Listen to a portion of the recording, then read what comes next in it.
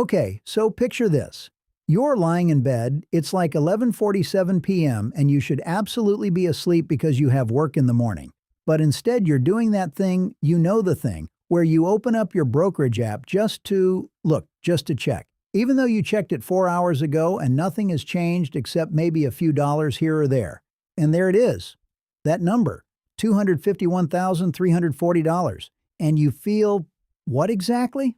Because here's the weird part nobody tells you. You thought you'd feel like you made it, like some invisible velvet rope would lift and you'd walk into this new room called financial security, and there'd be, I don't know, better lighting in there or something. But instead you just feel this strange, quiet nothing. Maybe even a little anxiety if we're being honest. Like, is this real? Is it going to disappear? Did I do this right?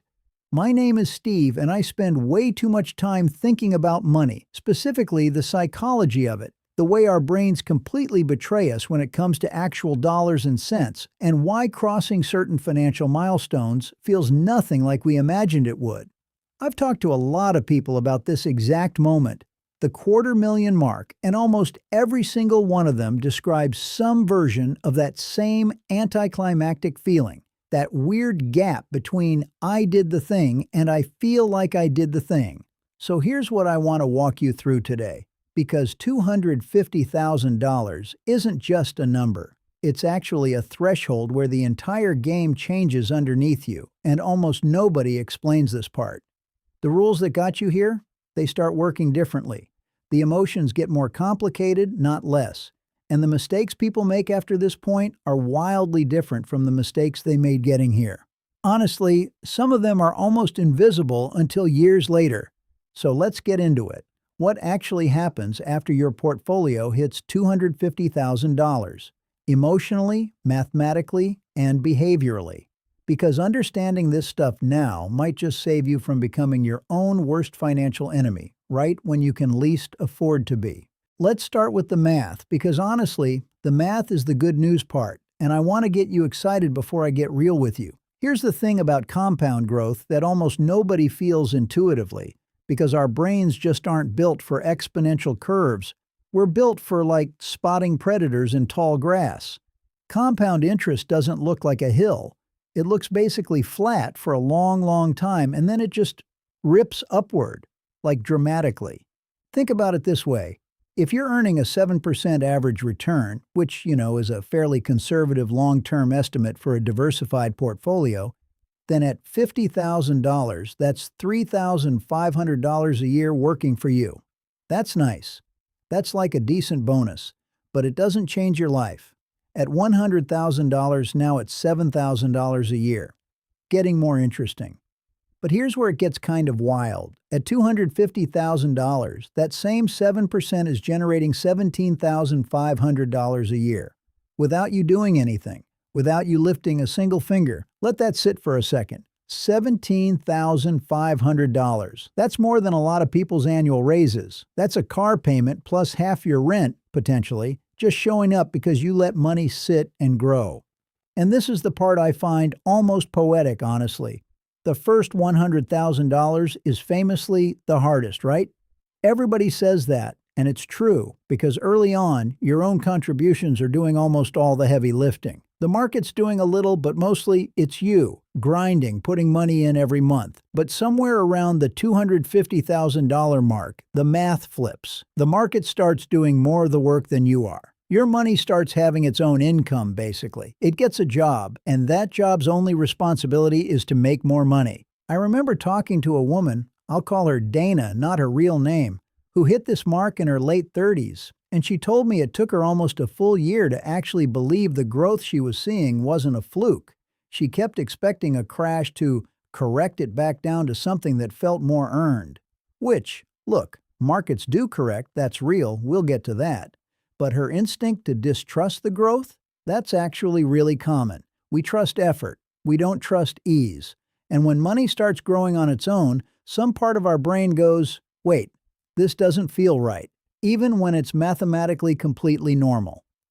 The takeaway here isn't sit back and do nothing. It's this. Understand that your role in your own portfolio is quietly shifting. You're becoming less of a laborer and more of a caretaker. And that's a good thing, but it requires a different mindset, which brings me to the next part. Okay, this one sounds ridiculous until it happens to you, but boredom, plain old boredom, becomes one of the biggest threats to your portfolio once you cross this threshold. Here's why. Getting to $250,000 usually requires some level of intensity. You were probably budgeting hard, maybe side hustling, definitely reading a few too many personal finance subreddits at 2 a.m., tweaking your allocations, maybe checking your accounts a little obsessively. There was a story you were telling yourself, I'm building something. And that story had momentum. It had drama even. Little wins, little setbacks, a narrative arc. And then you hit the milestone and the story kind of just stops. The urgency fades. And for a certain kind of person, honestly, probably the kind of person watching this video, that lack of urgency doesn't feel like relief. It feels like a void. And voids get filled, usually with something dumb.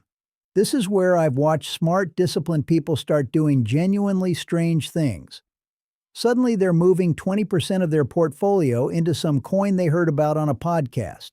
Suddenly, they're just testing options, trading with real money because index fund investing got boring.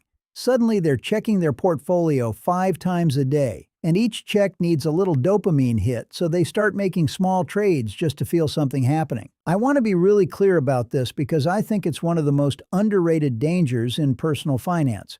Boredom is not a neutral emotion when it comes to money.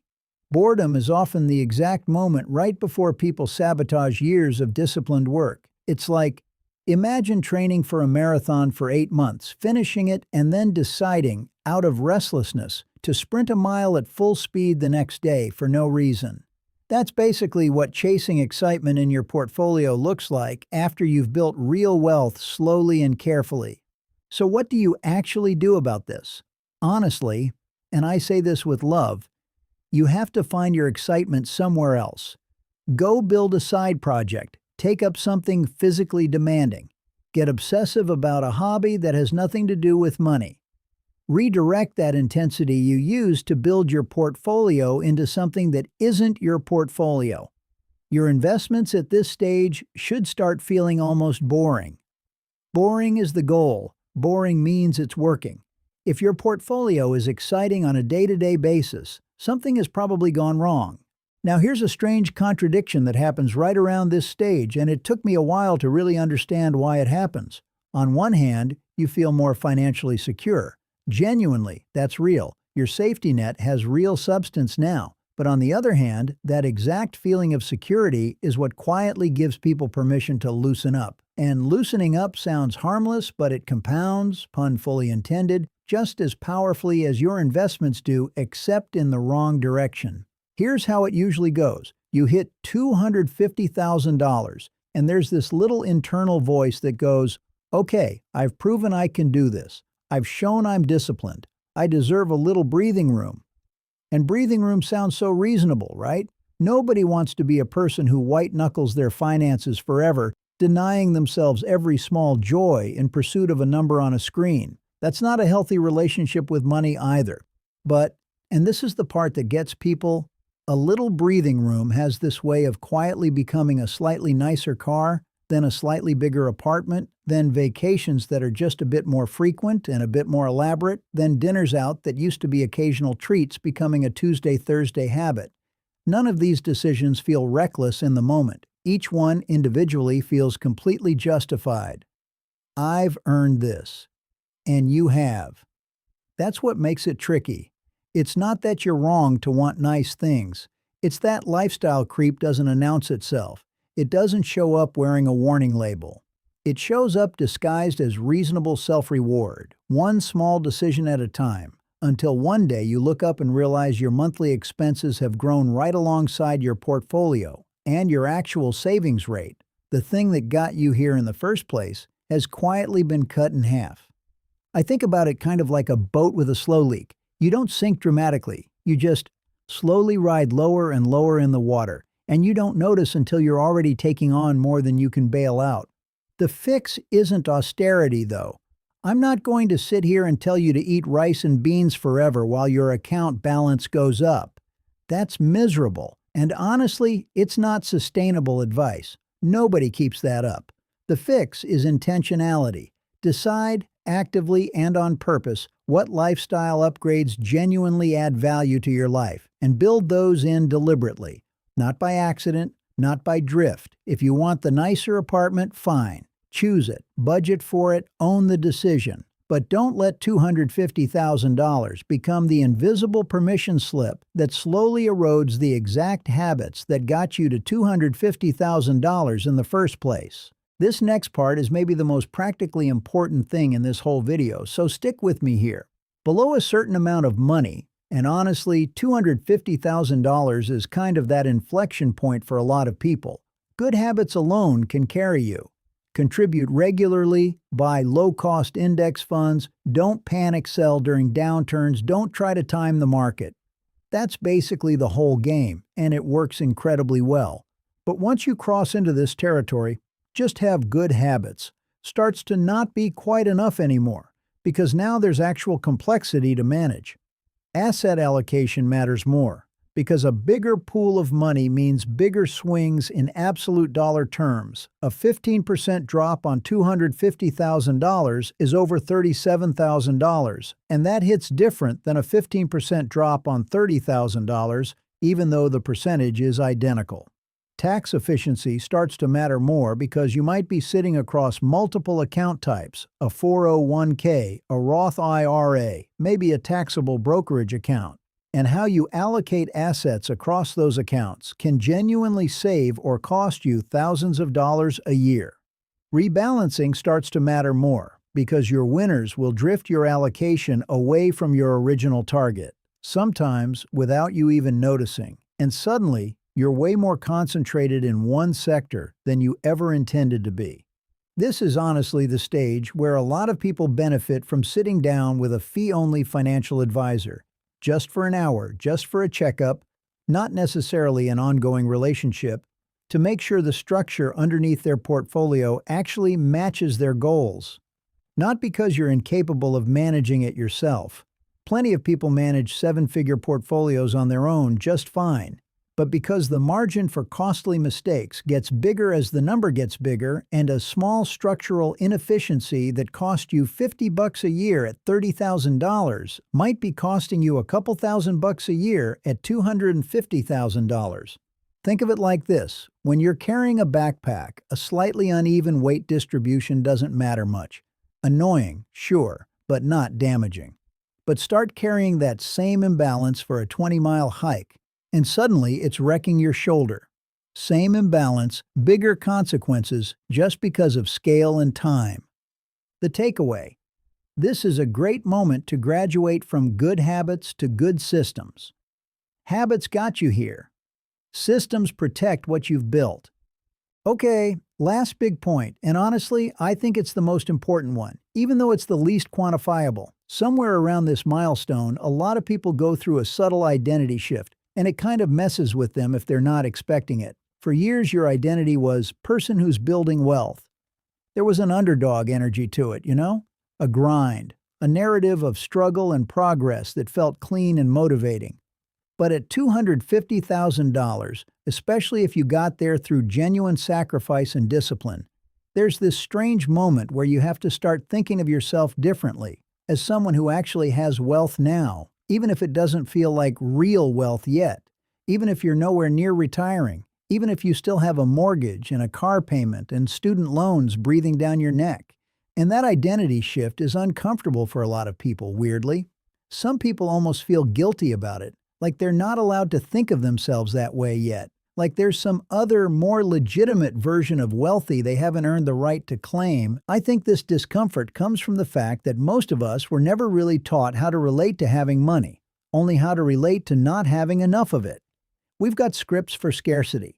We know exactly how to feel about debt, about paycheck-to-paycheck living, about financial stress. But nobody hands you a script for, okay, now you have some real cushion. How do you think about that responsibly, without either becoming paranoid about losing it or careless because you finally have some?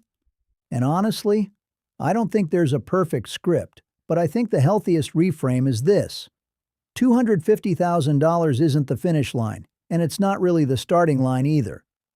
It's more like the moment the terrain changes underneath you. You're not the same hiker anymore. You need different gear, different pacing, different awareness of the ground you're walking on. And that's okay. That's not something to feel guilty about or anxious about. It's just information. It's just the next chapter asking for a slightly different version of you than the one that wrote the last one.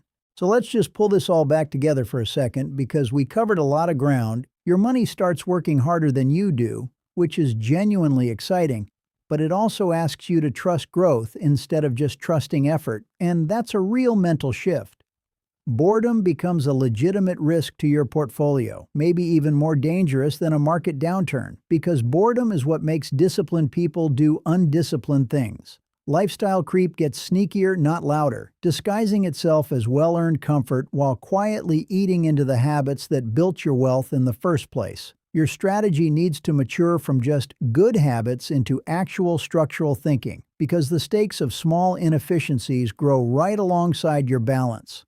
And underneath all of it, there's this quiet identity shift that nobody really prepares you for. Learning how to see yourself as someone with real resources without either clutching it too tightly or getting careless with it.